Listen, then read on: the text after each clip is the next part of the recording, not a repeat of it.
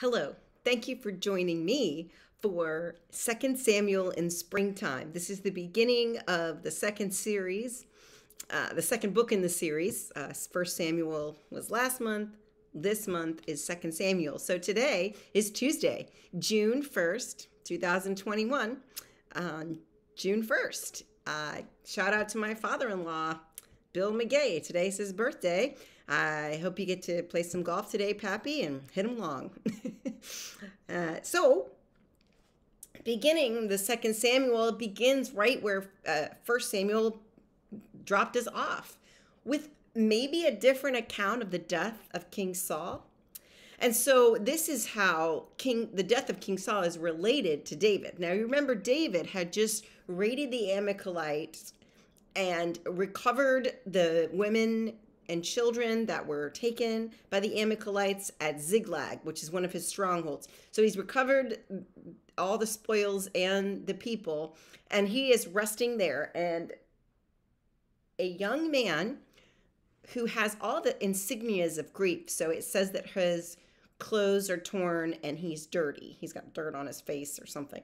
And he comes to King David and he gives King David an account of the death of Saul. It's not the same account that we saw in the last chapter of the first book of Samuel, like the previous chapter from yesterday, but it's similar. So it's the same location, it's the same circumstances. However, he says that he saw King Saul with leaning on his spear, so we don't know exactly what that means, it's a little vague, and that he recognized that he was injured, and that King Saul called out to him and said, "Please kill me. I'm suffering." You know, it's sort of like the young man recounts to David that he is responsible for the mercy killing of King Saul, because David was concerned. How do you know that he's dead? And so this kid's like, "Well, I killed him myself." And in that, he took the diadem or the crown that he wore and his arm plate, some kind of two things that would be the insignias of the king. This young man took those things and brought them to David. And then David says, "Who are you?" And therein lies the rub. I use that phrase a lot. But the man says, I'm an Amalekite. I'm a foreigner living in Israel. So he is a permanent resident alien. So he's living legally in Israelite territory, but he is not an Israelite. He is an Amalekite. And you know, David just got finished slaughtering Amalekites and trying to recover what he had lost from the Amalekites. And so David, who is never shy about letting us know that he will not harm a hair on the head of the Lord's anointed, blames the guy for the mercy killing and says, "Because you have said with your own mouth that you have killed the Lord's anointed." He had one of his guys come and strike him down, and they came and they struck him down. Now, it looks, when you first read it, to be a story about David punishing a mercy killing. Dr. Kevorkian wouldn't have been able to survive in David's day. And it's really not how the person was killed or why, it was who. You never harm the head on a hair, on the hair on the head of the Lord's anointed. And that was so important. Remember all the times that David showed Saul mercy? It wasn't necessarily, now we can see, it wasn't necessarily his relationship to Saul as much as his relationship to God. Counting Saul as the Lord's anointed means that David would never harm a hair on his head. That the person who would be responsible for that, it would be a fate worse than death.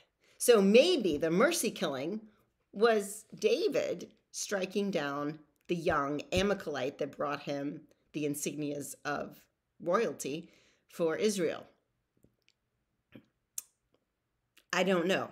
David does not lament the death, though, of this Amalekite alien that brings him the news of Saul's death and the death of Jonathan as well. And David establishes himself, something that people who commonly read scripture will know.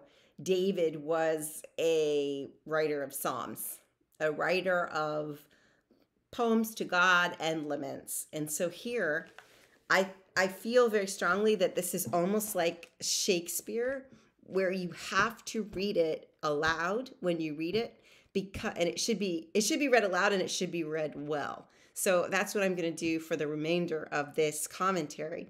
After David learns of the death, gets the whole thing sorted with the mercy killing punishment, he says this: "Your glory, O Israel, lies slain upon your high places. How the mighty have fallen. Tell it not in Gath. Proclaim it not in the streets of Ashkelon, or the daughters of the Philistines will rejoice. The daughters of the uncircumcised will exult. Your mountains of Gilboa, let there be no dew or rain upon you, nor bounteous fields, for there the shield of the mighty was defiled, the shield of Saul anointed with oil no more.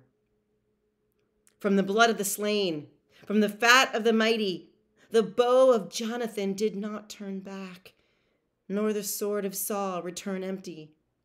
Saul and Jonathan, beloved and lovely, in life and in death, they were not divided. They were swifter than eagles. They were stronger than lions. O daughters of Israel, weep over Saul, who clothed you in crimson, in luxury, who put ornaments of gold on your apparel. How the mighty have fallen in the midst of battle. Jonathan lies slain upon your high places. I am distressed for you, my brother Jonathan. Greatly beloved were you to me. Your love to me was wonderful, passing the love of women. How the mighty have fallen, and the weapons of war perished." In this, David establishes himself as a writer of these type of poems that would be used in a corporate worship setting for the cultic worship practices at the time. And this is the beginning of that. And David would continue to create this type of art, poetic art, and these prayers to God. And so I would encourage you that you need to read this chapter. It's a short chapter. It's only 27. It's like a mid-sized chapter, the first chapter of the second book of Samuel. It is a beautiful chapter, and it has some puzzling things, but it also has these words written so beautifully, establishing King David again as the writer of this type of art. So thank you for joining me for this journey that's begun today. Take care.